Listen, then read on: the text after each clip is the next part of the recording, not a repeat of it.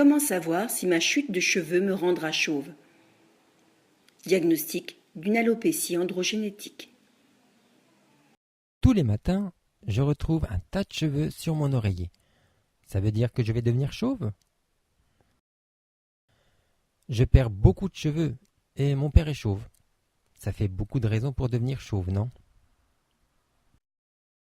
C'est l'ensemble de l'âge, du rythme de la chute ainsi que de la forme de la perte des cheveux qui peut être localisée ou diffuse qui vont déterminer de l'avenir de vos cheveux. S'il y a des chauves d'un côté ou de l'autre de votre famille, vous êtes malheureusement un candidat à ce type d'alopécie. Mais non, la transmission génétique ne se fait pas systématiquement à tous les membres de la famille. La femme, tout autant que l'homme, peut transmettre ce facteur génétique. Le test génétique pour savoir si on risque de devenir chauve pourrait être réalisé dans un futur proche. Une prédiction précoce de la calvitie avant le commencement de la chute des cheveux pourrait conduire à employer des traitements qui seraient plus efficaces qu'au dernier stade de la perte. La topographie du dégarnissement, tempe, front et haut du crâne, la présence de petits cheveux en bordure de la zone atteinte, l'existence de cas d'alopécie dans la famille sont des renseignements très évocateurs, mais insuffisants pour affirmer à coup sûr une alopécie androgénétique masculine. Vous perdez quelques dizaines de cheveux sur votre peigne ou au fond de votre douche? Plus une personne a de cheveux, plus elle en perd. Ne pas s'inquiéter, surtout si on est à l'entrée du printemps ou de l'automne, où il existe une accélération normale de la chute. Par contre, lorsque vous trouverez trop de cheveux sur la table de travail ou l'oreiller, et surtout s'il apparaît un éclaircissement sur les tempes, les lobes frontaux ou le sommet du crâne, consultez un médecin quel que soit votre âge.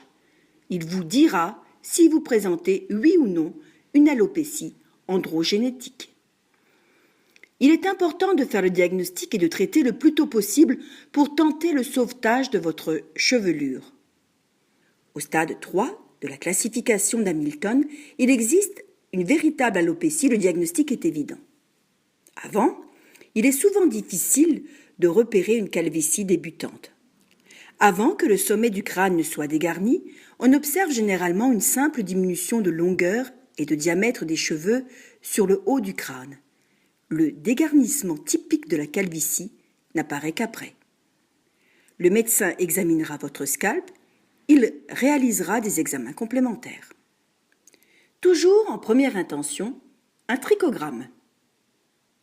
Le trichogramme est basé d'une part sur l'examen au microscope des racines d'une cinquantaine de cheveux prélevés 3 jours après le dernier shampoing au niveau des tempes, du front et de la partie haute du crâne, et d'autre part sur le comptage des cheveux en phase anagène, bulbe présent, et des cheveux en phase télogène, bulbe absent. Le trichogramme permet d'établir le rapport cheveux-phase anagène, de pouce, sur cheveux en phase télogène, chute. Si les cheveux télogènes qui tombent, c'est-à-dire qui ne poussent plus, prédominent sur les cheveux anagènes, c'est-à-dire qui poussent, il y a diminution de la densité des cheveux ayant été précédée de quelques semaines ou mois par une chute anormalement importante. Le cuir chevelu évoluera vers la calvitie. Pour éliminer une chute anormale de cheveux, le rapport cheveux anagènes sur cheveux télogènes doit être supérieur à 5. Si ce rapport est inférieur à 3, il y a risque d'alopécie. Ce test peut être simplifié pour permettre une autosurveillance efficace associée à des photos prises tous les 3 à 6 mois. Si 3 cheveux sur 10 ou plus restent entre vos doigts sur les tempes ou le vertex, le test est positif. Normalement, il devrait y en avoir que 1 à 2. Enfin, le trichogramme permet d'observer le diamètre des cheveux. Si l'alopécie est d'origine androgénétique, les diamètres des cheveux sont variables, irréguliers, les duvets remplaçant progressivement les cheveux terminaux. Parfois, le diagnostic d'alopécie androgénétique reste difficile à poser. Et pour pouvoir éliminer d'autres causes d'alopécie, comme par exemple les fluviums télogènes, chute réversible, ou une trichotillomania, arrachage compulsif de ses cheveux, pour lesquels les traitements ne sont pas les mêmes, le médecin pourra être amené à réaliser une dermatoscopie, plus rarement une biopsie. La dermatoscopie consiste à observer le cuir chevelu avec un appareil muni de lentilles grossissantes et d'un système d'éclairage appelé dermatoscope qui permet au médecin d'observer la partie du cuir chevelu qui présente des anomalies. En cas d'alopécie androgénétique, il constatera une grande variabilité du diamètre des cheveux supérieure à 20%. On parle d'anisotrichose. La biopsie, quant à elle, est surtout demandée pour explorer les alopécies cicatricielles, ce qui n'est pas le cas de l'alopécie androgénétique.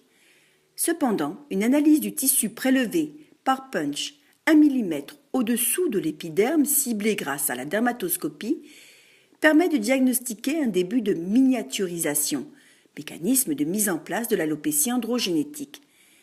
Lorsque le rapport follicules terminaux sur vellus, c'est-à-dire duvet, est inférieur à 4, pour une chevelure normale, il est égal à 7. En général, la biopsie n'est pas nécessaire, le diagnostic étant fait avant. Aucun autre bilan complémentaire n'est justifié, quel que soit son âge de début. Dès le diagnostic d'alopécie androgénétique masculine posée, on passe aux traitements oraux et topiques susceptibles de retarder la chute de plus d'une décennie.